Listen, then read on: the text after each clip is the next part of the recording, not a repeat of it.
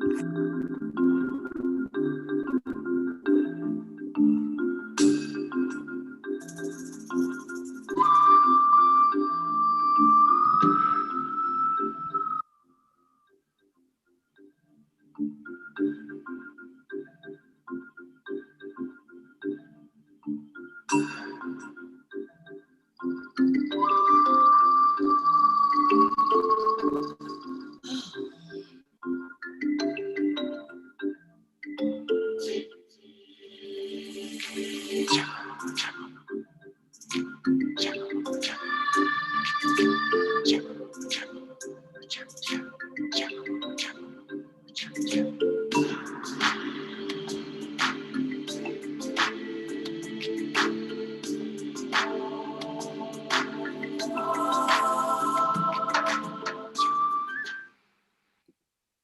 evening and welcome to Nurturing Our Roots.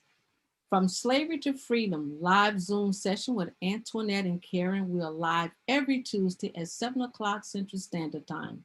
The talk show where ordinary people with extraordinary family stories can be heard. If you have a family story and would like to share it with us, we would like to hear it. Please contact us at nurturingourroots@gmail.com. I am Antoinette and I'm going to turn it over to Karran. Hi, everyone. I'm Karran Royal, and tonight we have with us a wonderful guest, Alvin Blakes, who has the blog, Almost Disappeared, where he researches and shares with us information he's found regarding families from the Woodville, Mississippi area. Welcome, Alvin. Thank you. Thank you for having me, Antoinette and Karran. We're just so glad to have you. How long have you been doing genealogy? I've been doing genealogy, or as I probably prefer to call it, family history, for almost 30 years. And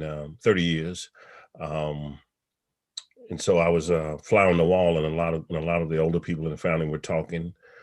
Didn't call myself a genealogist or a family historian at that time, but over the last 10 years, as your technique and your methodology improves, you really kind of catapult yourself into that area of genealogy once you have all the techniques and everything you need to really do the research. So about 30 years is when I first started collecting documents, and then over the last 10 years, it's been a really intense journey. How can someone find your blog? So I'm at Almost Disappeared, one word, almostdisappeared.com. And so my blog is there. It's there on the internet. And how long have you been doing the blog? I started the blog this year I think it was February of this year. I started the blog and took a break, when COVID started. Took a break, and then last year. I should say last year. I was getting ready to say, so it's brand new? I meant last year, last February. And then COVID, took a COVID break I put some articles out there, but I've retired and just retired this in December. So I'm really gonna get a lot of blogs out there, a lot of ideas I've had, a lot of information I've had. I'm really gonna try to get that out there now. So it should be coming out pretty regularly. Hopefully every couple of weeks, there will be a new post on my blog. What made you focus on the Woodville, Mississippi area? So I had no choice. In my family, every branch of my family, my mother, my father, 4 grandparents, my 8 great-grandparents, my 16 great-great-grandparents, my 32 great-great-great, everybody in my family is from Woodville, Mississippi. Wonderful. So that's a very unique and interesting situation. That's the way it turned out. And so my focus is on one place. They did venture out some of the family ventured out, of course, over time, they've gone to different places, but that's unique about the history of it. The history is all the way back to, when the town started in the late 1700s. Everybody in my family came into that town by one way or another, into that town, and then they intermarried in the small town of Woodville. Right. Antoinette? Yes, and so Alvin, thank you so much for just being a guest with us. I mean, I've been reading your blogs, and I can tell you that first of all, let me just say this: you are a dynamic writer, and I know that since you retired, you have just thrust yourself into, what your passion and it has called. Alvin, what really drove you to dive so deep into your research? Well, I've been a student of history for quite some time. Um, Mm-hmm. all my life, even in high school, I started reading. I was in various organizations that dealt with history and newsletters and writing and just um, all types of Black history. So I've been involved with it for a long time, and especially African history. Been to Africa. I've been to Guinea, West Africa, a few years ago. Been to the Caribbean, Europe, other places. And when I went to those places, I had really to focus on learning about African history. So that's really the background that I bring to it. It's not a profession of mine, but it's always the background I had was how can I learn more about history? So, all the way back to ancient Egypt, to, West Africa, to the United States, all the history has been a passion of mine for as long back as I can remember, probably high school, probably even before. So the natural progression for that, there are gaps in our history, as we all know. Mm-hmm. Those gaps come about from um, early West Africa until, you know, until now, till the 20th century or 21st century we're in now. And a lot of us go back to Africa looking for our history, looking to find out things about our people and our history. And we realize, or we will come to realize, we have a lot of history here. We have 245 years of history here for my family, or maybe actually longer than that. But we have so many years of history here that we don't know anything about. And so that, in one sense, does a disservice to our ancestors Mm-hmm. because we have not researched them. We cannot call their names. We don't know who they are. And so that's the one question. Now, our trauma of slavery was a very, very short number of years compared to our history as an African people. And so those few years, if we do the work, we can fill in that void that we had from the trauma of slavery, call our ancestors' name, and fill out our complete history. And so that's kind of what this phase of my research is covering, from the earliest documentation I can find, Eastern United States or wherever the people came in to Mississippi, up Is until that your mom? Is that your mother and father's side, or is it just one? everybody. It's oh Everybody means really? everybody means both parents, four grandparents, eight grandparents, great grandparents. Everybody came into one place. That's really super awesome because a lot of times people have two different locations to have to trace, so that Oh, makes it yeah. easy for you. Hmm. Well, it makes it easy in a sense, Hmm. but um, it's also very intense in terms of you have to read every document now. You're not just looking for one person. You're looking for when I go back to late 1700s or 1800, I see a plantation record. So I see which family married which family. It Uh-huh. does, I guess it does make it easy in a sense, but there's nothing easy about it, as you know. There's Yes, nothing easy yes. about it. Yeah. I have never done any research in the Woodville courthouse. Could you please tell us what your experience was like researching in Woodville? So my experience early on in the Woodville courthouse, since Woodville is a small town, and I just told you everybody in my family is from Woodville, I have cousins all over Woodville. Hmm. So I had cousins who worked in the courthouse. So when I Hmm. first started doing this work in the courthouse there in Woodville, I had cousins who worked in there. So I would be able to spend a lot of time in there, weekends if I wanted to, with them. Uh, Hmm. in the courthouse. So I got a really good start in going through, I came out of there and my arms are hurting from lifting books for hours and hours and hours and copying. So in that sense, in a lot of these towns, especially the smaller towns, we have the key to the court, the key to the room, as you would say.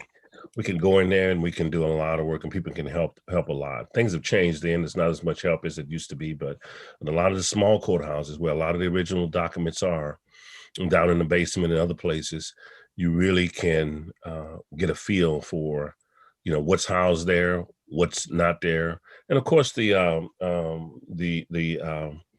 documentation that was done by the Church of Latter-day Saints documented everything in all of these courthouses all over the South, all over the country.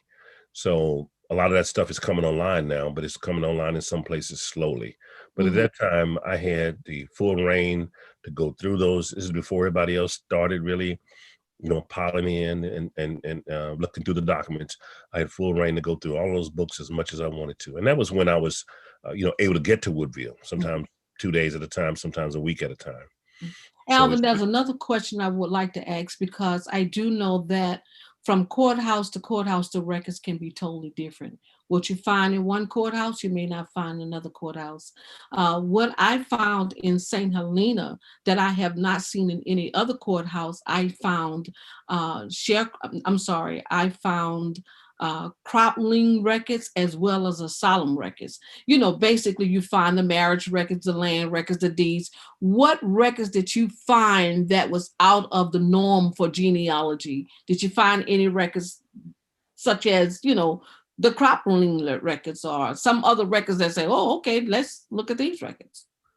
No, I don't think it's anything out of the usual, but there was a complete set of records, maps, plat records, land records, all the things you just mentioned were there, and they were intact. Now, there's a lot of other things that are there. The main thing is when, as I said, when they came through in the Latter-day Saints, I think it was back in the 70s, recorded everything. A lot of the planters' records were there. So they organized all of the planters' records in these black file cabinets. And inside those records were their original papers, the kind of papers you have to normally go to, Hill Memorial in LSU, or look at the microfilm for the Southern Plantation records. Those records were there. They were there. You could go through those records and look through those probate list and see inventories with slaves list on it, personal papers, personal documents. They were housed right there in Woodville. So I would say that is the most unique thing about it. Those records were there. You didn't have to go through, have the boxes brought out to you. You could, you had to go and ask permission to look through them, but you could look through those planners' documents there at the courthouse. And see, this is my first time hearing that, because I know I have not ran across any planner records in any of the places I have researched. Alvin, was there a vault that you had to go into, or did they bring it out to you? No, it's actually vertical cabinets, and they're still there and listed by the planner's name. And so they were organized, and those papers were put in those documents. So I was looking for a certain plantation owner, I would go in alphabetical order to his name, and those papers were inside of there, or are inside of there. Okay, off the top of memory, do you know what counties, when was Woodville established, and what counties did it break off from? Can you recall that? Well, it was up until 1809, I believe. It was the Natchez District, or Adams County. So it was the Natchez District early on. The writing I'm doing right now is on primarily the Natchez District. Back in the 1700s, it went through the British, then the Spanish, the French, and the Spanish occupations. So that's why in Natchez you'll have Spanish documents in the late 1700s, 1790s, Spanish documents, and then there were there were some French documents, and then there were British documents. So that's part of the progression of the European countries coming in and fighting for the land up until Louisiana Purchase. So Woodville, 1809, I believe is when Woodville was established. But before that, the time I'm writing about now is before that time. I'm writing about 1777 through 1794 is where I am right now in my writing. On this particular plantation that my family was on. So we're talking early records. Mm-hmm. Now, did you have to go to Natchez to do any of your research over there? I did some of it in Natchez. I've gotten some pieces of it from Natchez, but for the most part, um, once you know, and this first article you're looking at here deals with the interview. Once you know who that plantation owner was, Mm-hmm. and normally we say if you know the last plantation owner, then you trace back to the one who was there, who owned the plantation before. A lot of times it's families, and then you go before that one as far back as you can go with who the owner was, and then you trace their records. Oh, So I yeah. was fortunate enough, and it's listed out in this article, to hear a message about the owner for this particular plantation, which is Edgefield, which is right there off Woodstock Road in Woodville. That the owner was Percy. So my job became, what is this Percy? I saw some of the Percy name. Who is this Percy? And I was told that, hey, the plantation went from Percy to the next slave owner, to the next slave owner, to the next owner. And I knew who the last owner was. It was a Patrick, a Dr. J.C. Patrick from West Baton Rouge. So you fill in the gaps that, approximately 70-year gap, almost 100-year gap with all the information that you have. So I'm going, I wasn't told what year Percy came in or what, when he had the plantation, but if you have those kind of clues, you can figure out the rest. So these blogs are dealing with what the oral history was, what the oral history said, and proving that out, not proving it, not validating it, but just believing that the oral history is correct. These are the stories they pass on for a reason. And once you Now, have that, then the documentation only supports what the oral history already states. And right, exactly. that's all we're trying to do. Now, I'm reading right here. You said, for years, I was told by my kinfolks to talk to Booker Minor. So why did everyone point you to Booker Minor?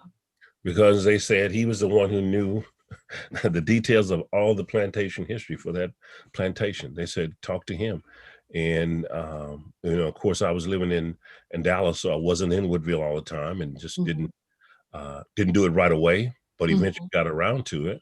And actually, when you go to someone who's like that, you want to go prepared to ask the right questions with your own background information. You research as far as you can. Then you go to them, and then you can learn more from what they said. Now, when I finally went and had that interview, that was much, much, much more than I could understand at the time.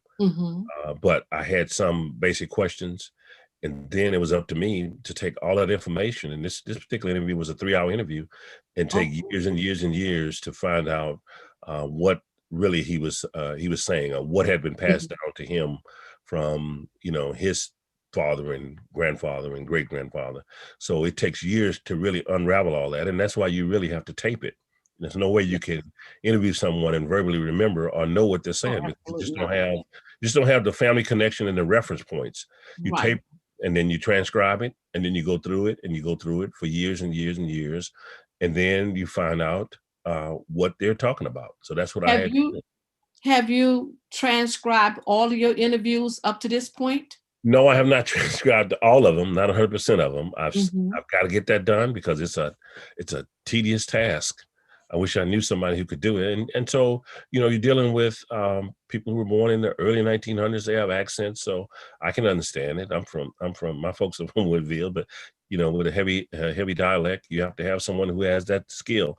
A 3-hour interview is probably going to be 100 transcribed single space pages. I've done it before. When I had an interview before I transcribed it, it took me three or 4 weeks to really transcribe it. It came out to be 35 pages for an hour and a half. So imagine what a 3-hour interview is going to be. So it's work, but it's work that I'm going to do. What I've done is listen to it enough to pull out the parts that I want to deal with right now, and dissect those parts. So that's what I've been doing on this particular blog series. Now, Alvin, is there any particular blog that you would like me to stroll down to pull up for you to talk about, to discuss? Yeah, pull up the one right there, 1890 Wilson County Civil War Veteran Census. Okay, let's pull that one up. This one I wrote back in April. What's interesting about this is, and I talk about it in here, we had, when I say we had 200,000 of our ancestors who fought in the Civil War, up to 200,000. And that is such a little known fact for us because it was not shared with us for whatever reason. It was not passed down that, hey, your great grandfather fought in the Civil War. We're not told that, none of us. But I would bet you that many of us had either a direct ancestor or a cousin or a brother or somebody of that ancestor who fought in the Civil War. In 1890, there's not a census. Those who do genealogy or have gone through the census, they know that 1870 is there, 1880 is there, and 1900 was there. So there's no 1890 census for 99% of the population because it was destroyed by fire. So the 1890 census is one of those what we call bridges that will get you from 1880 to 1900. So 1890 census, in the 1890 census, there was in most cases a Civil War veteran census. They went around to see who fought in the Civil War in every most locations in the South, and they recorded who that person was, how long did they serve, what unit they were in, et cetera, et cetera. So there's a list in most counties of Civil War veterans. So this particular blog, which is a 4-piece blog, was to show, I took the actual census, transcribed it, and presented that as here are the soldiers from this particular, if you go to the next one, go down and click on that where it says soldiers and sailors. In the blue right there. Oh, in the blue. I passed it up. Yes, right below the blog is always going to be direct you to the yes, right blog. here. Yes, up right there. Okay. That's it. All right, there it is. So I transcribed it. Now that if you can make that a little bigger, I transcribed it, and those names on there are the people in 1890. I see that. Make it a little bigger. If you people in 1890 who were in Wilkerson County who fought in the Civil War. Now there were many more who fought in the Civil War from Wilkerson County, but these were the ones when the census taker came around, they were there, and so that's what it lists. So on this list is 3 or 4 of my ancestors. And that was my next question. How many of your ancestors you found? Well, on this list, there's 3 or 4 on this list, but they knew others on the list. I have answered because of the movement of people during especially when the onset of the Civil War started. They ran away from these plantations, a lot of them to Louisiana, San Francisco, jumped on ships. Many of them jumped on ships. That's the other thing we don't know. They fought in the U.S. Navy also. They fought in the U.S. Navy, and they fought in the Army. So what I'm leading up to here is, if you can find your ancestor on a Civil War, you find they fought in the Civil War, they likely had a pension record. Inside that pension records, there is sometimes an amazing amount of information. One of my ancestors on here, folk from New Orleans area, you've heard of McCorders. Yes. You've heard of Veals. You've heard of those were some of my ancestors. If you can get a Civil War pension file, a lot of times in the Civil War pension file, they would have Phil McCorder, who's my great grandfather, born in 1844, had 3 files. He had a soldier's file, which he was invalid. 1890, if you had any kind of condition, you could file for your pension. And when he died, he had there was a widow's file. He died in 1899. His wife died 6 months later in 1899. So now there's a children's file. The 3 younger children have to try to get their pension. So in getting that pension, you had someone come from New Orleans, from the Army, take a train to Woodville and interview family members, people he knew. And they interviewed one of his sisters, who was born in slavery in 1850. And she said, yeah, Phil McCorders was my half brother, and his mother was so-and-so, and his mother was so-and-so, and he was on the Brown plantation. And he was, an amazing amount of information can be inside a Civil War pension file.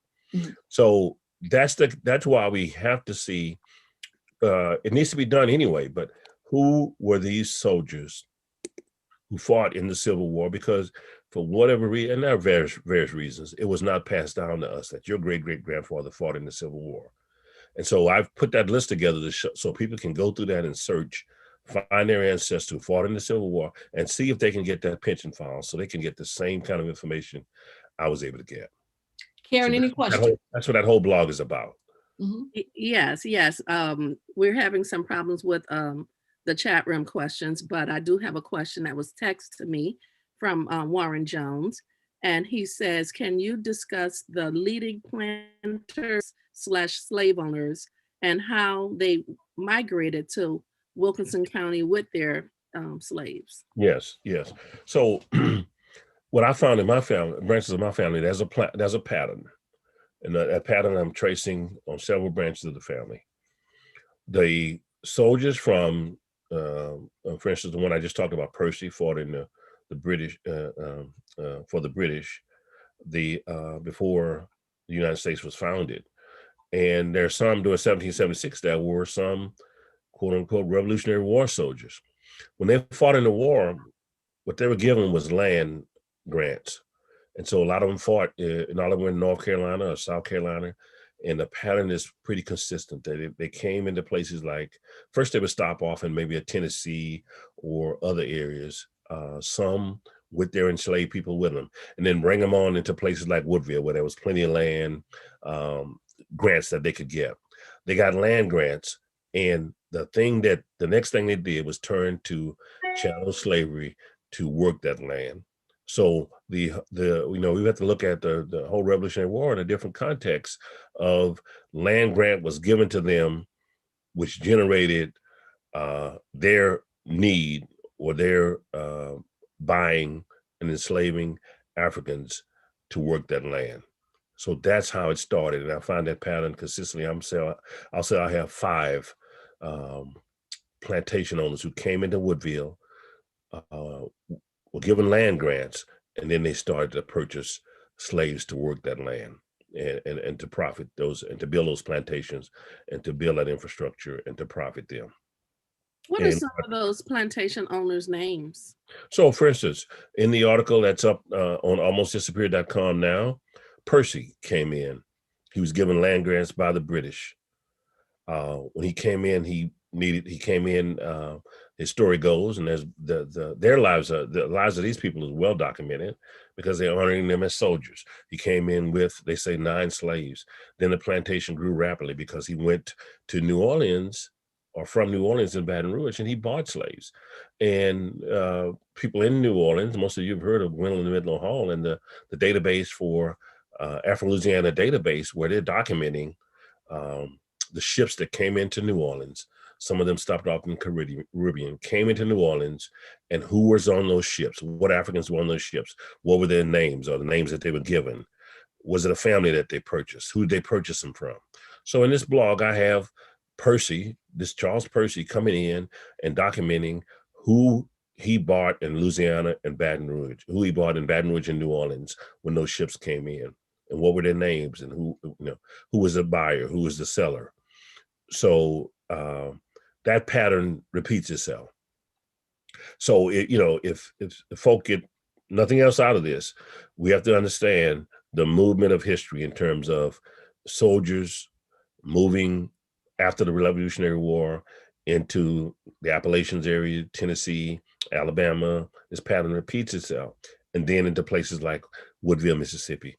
Sometimes they're marching that 3-month long walk, and that picture on that blog is what's called a slave coffle, walking from Virginia, Alexandria, Virginia, for instance, with the slave owners like Franklin and Armfield, walking into the Natchez Trace, or New Orleans. Those were the 2 primary ports that they came into, or coming from New Orleans up the Mississippi River and into Mississippi, into Natchez, especially in Woodville and areas like that. So that's a pattern, and that's a history we have to rewrite in terms of how it actually transpired. We're not interested in their history is written. We're interested in our history. So I'm trying to document who are the original names of the people who came in. What was that plantation? Who were the original families on that plantation? And I've been able to trace that plantation family from the 1700s all the way up to today. Okay, and I just want to say, let me just get this in a minute. I don't know what technical difficulties we are having, but I went back and checked all the features and all the buttons are checked for comments. And I do apologize to everyone that would like to get a question in, but I did go back into editing the video to make sure that all the buttons was checked off, and it is. So I don't know what's going on here, but I know that we have this trouble all the time. Um, Alvin, now you talked about the research, but anyway, thank you all for joining us nevertheless. You talked about the research. What was some of the obstacles that you had, if there was any, in researching in Woodville? The obstacles are always finding the documents you need. Mhm. And again, the documents are for Mississippi. There's, I think it's 4 million records. If you go on search through the probate chancery court records, I think there's 4 million records that have been documented and released on Family Search and Ancestry. So there are a lot of records. The first obstacle is knowing who, when you get beyond 1870, who the last plantation owner was, who the owner was. In my case, most of my family lived on the plantation after emancipation, that the owner had, the land that the owner had. They lived close to it. Mhm. Then once you get there, now you have to go to that owner's name and research his family to see what documents they left before 1865, before emancipation. And a lot of times, Woodville is so small that they intermarried. All the plantation owners intermarried each other. Yes. Mhm. So when I'm looking for instance, you guys have heard the name Stewart in Mississippi. There's Stewarts in New Orleans. Those Stewarts married McGee's, and McGee's married, what are some of the other names? They married to Matthews. They're in San Francisville. Matthews and all of the Are names, you? the Butlers, the Matthews, Mhm. Cutchins, all of the ones that we knew there in 1812. In that whole thing, they married each other into the Stewarts and McGee's. So You know, once you one. research them and they die, you see the wills, you see the Right. probate, you see the bill of Right. sales. Yeah. One of the things I was considering doing later on this year is doing a surname database, according to a lot of the records that I have, and make that a database so that people can really see that these are families that have been around for a very long time in this area. Um, Now, have you went to the Jackson State Archives to do any research? And if so, what did you find in their special collections? So I have not gone to Jackson. I need to You I have need to not. make the trip because again, a lot of the records are online now. Uh, Mhm. but I've gotten from Jackson death certificates. Those are key. I've gotten Mhm. stacks of death certificates from Jackson. Uh, Mhm. the Jackson's death certificates go from 1912 to 1945, the archive ones that you can have. And so I have a death certificate that say it's 1915. That person was born in 1840 or Uh-huh. 1830. When you get the death certificates and you have their mother and father on there, that's going to take you back a generation. Then I'm talking about our ancestors. I had a great grandmother, who was born in 1815. She has a death certificate in 1927. Oh, wow. Yeah, That's she lived 112 years. uh-huh. And in this current blog, I will talk about her because she's one of the Edgefield Plantation um, early ancestors. Do So you need permission to share so that you can go to where you want to go to on your blog? Would you like to have permission to do that? to share, Yeah, to share anything if you want to share any of your blogs and control the settings yourself, or would you like for me to continue on? sure. Well, let me try it. Let's try it. I can do that. Okay, Uh, let's see. That I'm gonna say way, share screen. yes. You have to disable. You have to allow me to share because it Yes, says there it is. I disable. just gave you permission. Okay. And And once you finish sharing that, we do have another question for you. okay. Okay. Well, And I'm so happy to see we got the chat room open. Hey. I can listen. I can listen at the same time. Okay, so are you able to share now? Let's see if it comes up. I just clicked it. There it is. Yeah. You see it? No, we do not see it at all. All right. So let me try it again. Make sure you choose the window that you want to share. How about now? All right, that's great. Now we're working with something. Yeah. So, and on my blog, what I show is, I'll just go through this and then we'll do the question. I show, this is part 2 of the blog.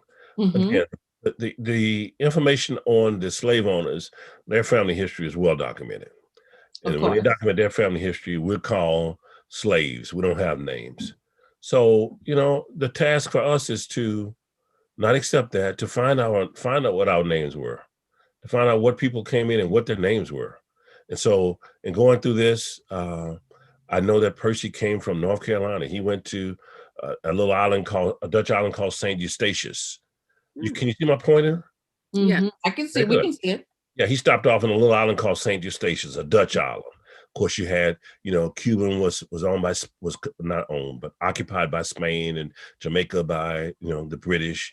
This was a little Dutch island where you could take enslaved people and hide them and all that stuff. So he went there. He came to Pensacola, Florida, into New Orleans, and then walked up to Woodville. So he went from, and my oral history told me that it was a ox wagon that his half white, half colored family came into Woodville, an ox wagon from New Orleans up to, through past Baton Rouge to St. Francisville and into Woodville.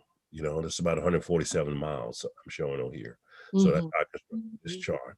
So it would have taken them a couple of days to come into Woodville. And then I've documented that, hey, here's one of the land grants that Percy had. And that little blue dot shows that's exactly where the Edgefield Plantation home site was, right there. And my relatives live on Wayside Road in Woodville. So this just shows. How many acres did the plantation sit on? Well, this particular plantation was a small plantation. This right here was, I think, a 200-acre, one of the 600-acre pieces. He had upwards of 4,000 acres. Okay. So it was several acres that he owned, but this was one of the plantations that was carved out over time. So we're going to go from 1777, when he got there, the plantation is going to be sold, or first split among his children, and then carved out and sold off until we get to like 1850. It's going to be smaller plantation sites. And so it's going to be carved up over time. But this is just showing the initial land grants he had and where the plantation, the plantation I'm focusing on, eventually ends up being. Because I'm not giving the whole history of every plantation, everybody there. I'm going for time's sake as well. Yes, for example's sake, I'm going to go from the big picture to the individual plantation, just to show the process of what it looks like if you wanted to do that. So I also show then, as I mentioned earlier, the database from Study for Africa, Louisiana. And what's on that database? This is what's on that database. I purchased that CD years ago as well. Yes. So Percy bought, if you go on that database, it's Carlos Percy. Spanish at that time.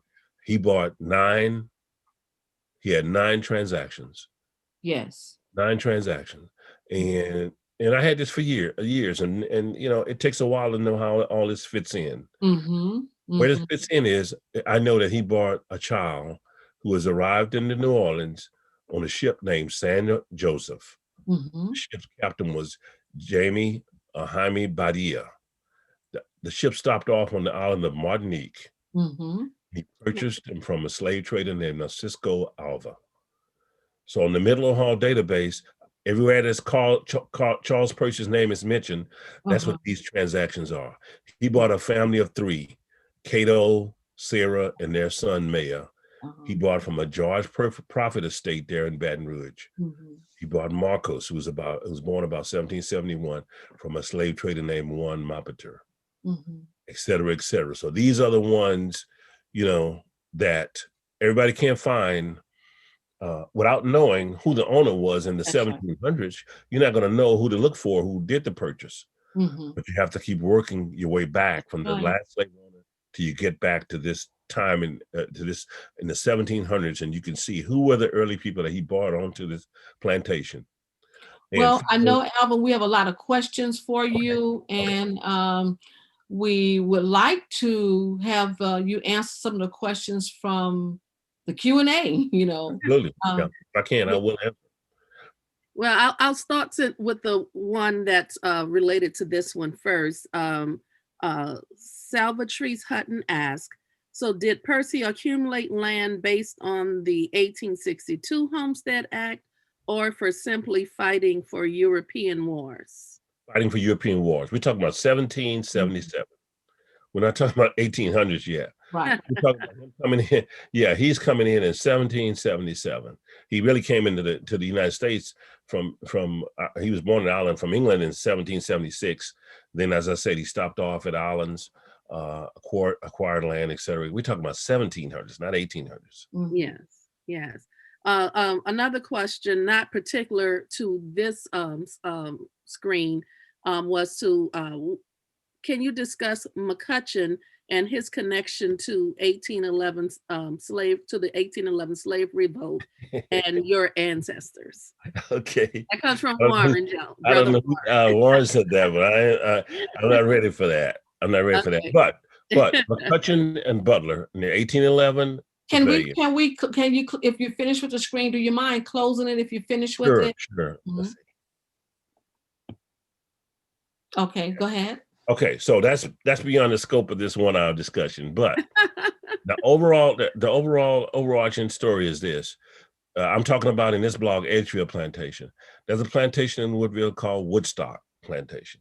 On Woodstock Plantation is where my family, who were named James, the James family, of Woodville of Woodstock Plantation.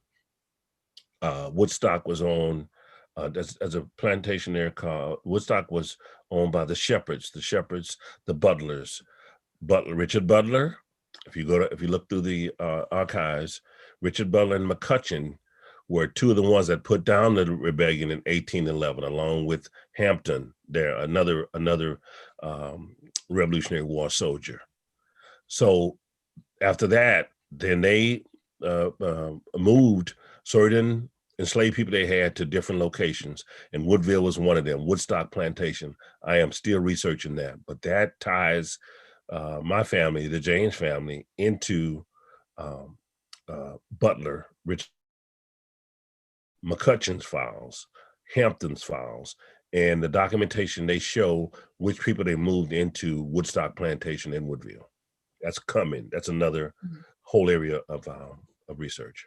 Okay, thank you. For the sake of time, we have 15 minutes left, and we want to get as many. The time, I mean, because this is so informative, the time just went by so fast, but we want to get other questions. So there's other questions, Karran? I have one more question. Okay. From Jeremiah Spicer. Do you know anything about the Chickasaw gang? No. Okay. No.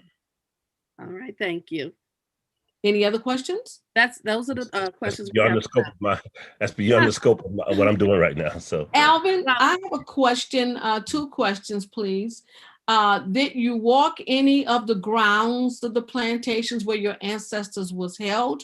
And what about the cemeteries? Did you walk? I mean, I know you went to the cemeteries, but how many cemeteries you identified your family in? So my family is still on the land. My family is still on that land. They're still on that land? Absolutely, yeah. My family is still on. When I went to interview Booker Minor in 1998, they're still on Edgefield Plantation. They're still on Woodstock Plantation. The cemeteries are there. Oh, really? And Stewart Plantation and all those plantations, that's what I was saying. We were on. Everybody didn't stay, but usually one family stayed on there. You know, the miners, you've heard the miners in New Orleans, the Stewarts, the Veals, they are on at least one of the descendants stayed on that land that we were on back in 1700s. Mm-hmm.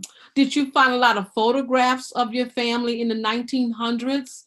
I have some photographs that go back to, let's see, some people born in 1844, 1860. I have those photographs. Yeah. Now, have you made any contact with the people who owned your family at all?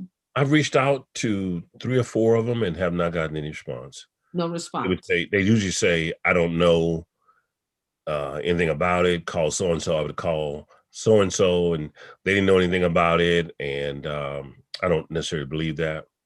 I believe they have documents. I know that they have personal documents. I know that they have pictures, but they are not willing to. I think the first reaction is that you think you're related to them, kind of reaction, and they may not know anything. They may not know anything, but there are a lot of papers that survive that are not in Hill Memorial or papers haven't been donated. Some have, and those papers are invaluable. But others, I think the families are holding on to those papers and they're not releasing those papers.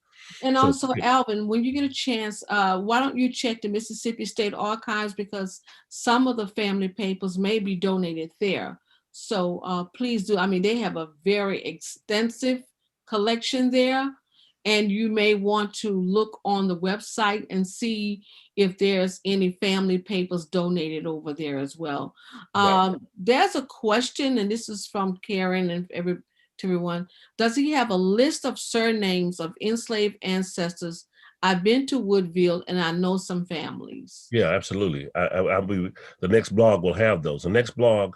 So when Percy died, for instance, when Percy died, he committed suicide there at a creek they now call Percy Creek. In 1794, he had a will. In that will, he asked for his property to be divided among his children. And among his children, there's what's called a slave list. 55 names grouped by the group by family. And so that's what I'll be showing in the next blog. So there's probably 10 family groups, and then those who weren't married or didn't have families. But that list in 1794, he and then his wife died in 1804. There's another list that came out, and you can see the growth from 1794 to 1804. And then someone sold a plantation in 1805. I have that list. Then someone sold it in 1815. Then someone bought it in 1830. And each time they sold it, there's a list. And then the last list I have is 1843, the last owner.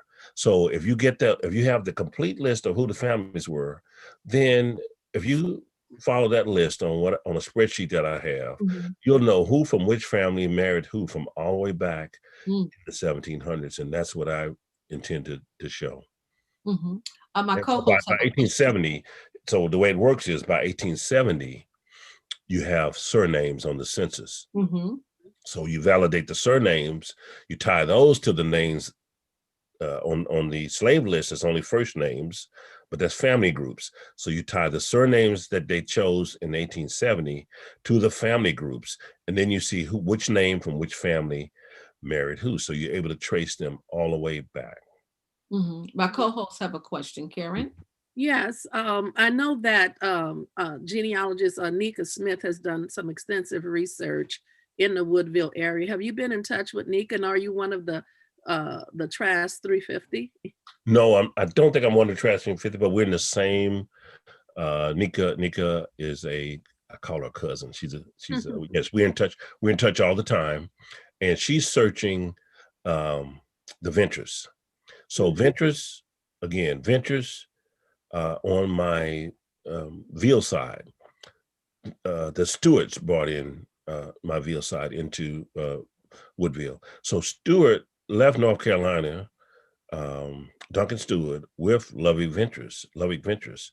So there were other ones that she's traced back, the Trash she traced back to East Coast. So they all come together right now. So Ventures is another plantation, just a few miles from Edgefield, a few miles from Woodstock. So we're doing research in the same area. And Nika, of course, is doing tremendous and great work in documenting the Trash families. Before I get to the next chat room question regarding the Ventures, have you traced those same Ventresses into Iberville Parish and the Villes into Point Coupee? So again, Nika's doing Ventures. I'm not doing Ventures. Oh, okay. Yeah, Ventures. I know of Ventures. I know she's doing like Dunbars. She's doing Dunbars and all the other Trask and Ventures and Tollivers and those names. My names on Edgefield are going to be Blakes and Turners, James, Blakes, Turners, the Miners, I'll have the names shown eventually, but her names are different than my names. But these are the founding families of Woodville. These people go back to 1700s.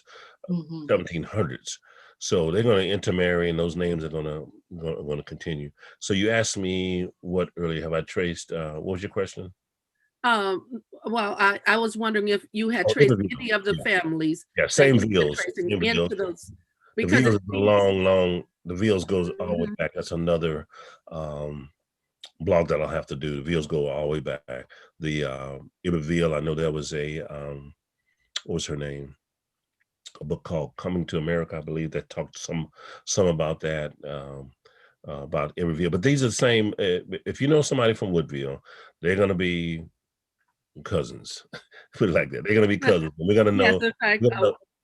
We're going to know who they are. There's a lot of Villes in New Orleans. There's McCorders in New Orleans. There's Miners in New Orleans. There's, all over. It's because they're coming out of there. They all didn't stay in that town. They left that town and they came to New Orleans. And that's a long story about that I have. You have another question come from the chat? Yes, the question from the chat room is, in your opinion, should genealogists play a central role in helping communities receive reparations? How can we vouch for genealogical research in our case? Oh, wow. So, so I can tell you someone who was born in 1763, I believe, who was enslaved by Charles Percy, and this person died after 1840. Last record I believe it was sometime after 1843. So that's almost 60, 70 years of labor until you die. And so if you have a list of people who were on the plantation, they worked either until they died or they made it to 1870. You have to know what the plantation value was, which we have numbers on that. How much cotton, what was the value of the plantation of property? Because when they had a will, it was probate. They calculated all that. So yes, we can calculate. Nika Smith, for instance, has calculated some of those numbers in terms of just the value. I'd like to comment on that because when we was in court for reparations in 2003, that was the first thing that one of the judges asked a question to the attorney. He asked a question. He said, how are you connecting the dots? And the attorney said, we have a genealogist on board. And believe me, I just had an interview yesterday from a British broadcast about the role that genealogy plays with reparations. So it's certainly, and I personally feel that every time I have to give up my money to Ancestry, but of course, I feel that people of African descent who was enslaved should not have to pay for these databases because we're still searching for our family. In 2021, we're still looking for family members, So right. Certainly I agree that genealogy plays a major role into the case of billing for reparations, yes. Absolutely. The number one thing that I think has to be done is we have to have self-knowledge of who we are and where we came from. That's part of our humanity. What comes out of that is a lot of other things, but number one, let's do the work.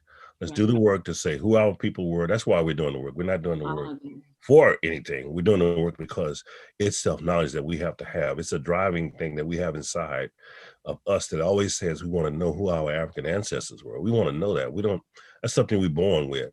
And then we're going to search and find out and call their names and search them all the way back. Now, after that, we know that they were not compensated for, as I just said, 60, 75, 80 years worth of work until you die, and your children and your grandchildren, we can produce those names, those lists, how many years they worked, not to mention pain and suffering. We can produce that. The only thing that's standing in our way right now is doing the work. And that's not easy. Let's do the work. And Alvin, before closing out, I mean, we have a few minutes left. We would like to know if you would consider coming back on and being a guest to continue this much needed informative conversation about genealogy and the importance of, just honoring your ancestors by researching your family history. My favorite slogan is, It's the past that shapes the present, and the present that shapes the future. You know, we must make our family history a topic of conversation in our households. Talk about our ancestors, talk about the land, talking about those inventions that some of them invented, just like you was just talking about. In the last question I can ask you before we close out, Woodville, Mississippi. I know you heard the story of Camp Van Don many times through Woodville, or have you? I've heard the story, but I have not really researched it, so I won't comment on it. I'll Mhm. come back another time. If to answer one question, I'll come back another time and we'll talk about that. Yeah, But let because me say this, a lot of the people that could have talked about it, they are long gone now. that's right. That's You right. know, And and that's that's why it's very important to collect this oral history and transcribe it. And if you call me tomorrow, I can kind of suggest some ways that you can transcribe it, very inexpensive ways mm, to start transcribing those stories. And when you do come back on, we would like to know, where's all of your genealogy research going to end up. I know that as we research, we must look at ways of disseminating that information like you're doing through your blog. And mhm. so, Karran, any other further question or comment that you would like to make before we definitely thank our guests for being a part of the show tonight? I just want to definitely let you know how much I appreciate the work you're doing in Woodville. I've had the opportunity to go to the courthouse there, and I also have done some research on some of the plantation owners there, because some of them own plantations in Louisiana also, where That's my right. husband's That's right. family is That's enslaved. In fact, the Nettervilles and yes. the Johnsons. Yes. And so so many of us in Louisiana have deep roots in Woodville. Yes. Some don't know it, but That's right. That's because right. of the plantation owners having vast estates, That's our right. families are all connected. So I really appreciate the work that you do. That's right. And Alvin, we want to thank you for being a guest on Nurturing Our Roots from Slavery to Freedom.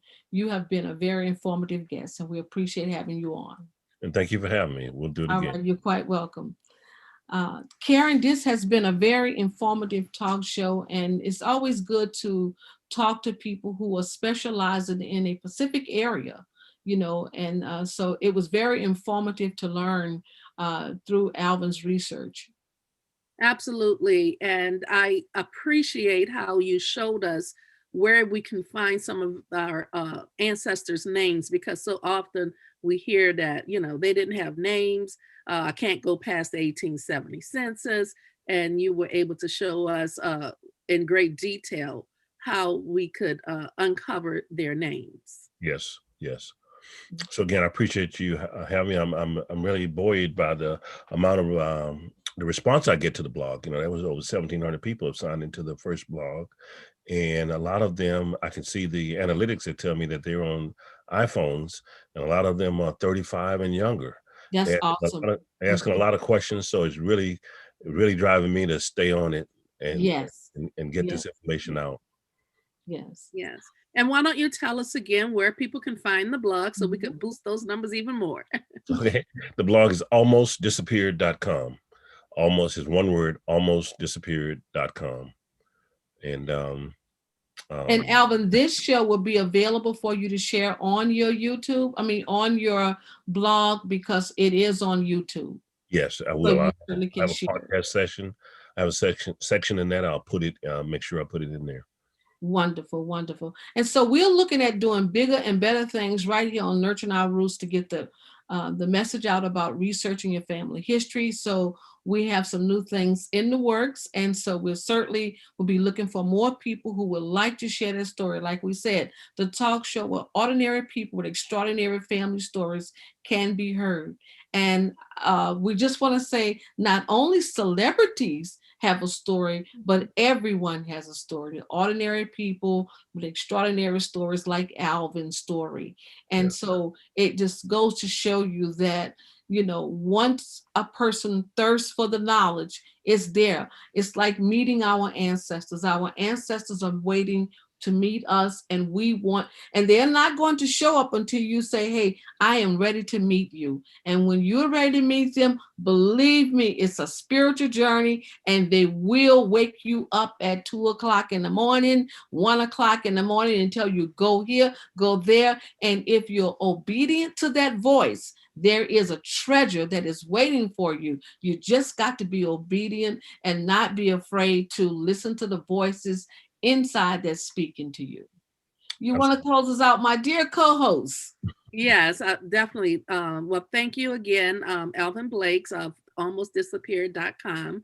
And you can follow us every Tuesday on Nurturing Our Roots on YouTube at 7 p.m. And if you have further comments or questions, please leave them in the comments below. If you're not already subscribed to our channel, please hit the subscribe button and hit the notification bell. And we will see you again next Tuesday. Good night, everybody. Good night.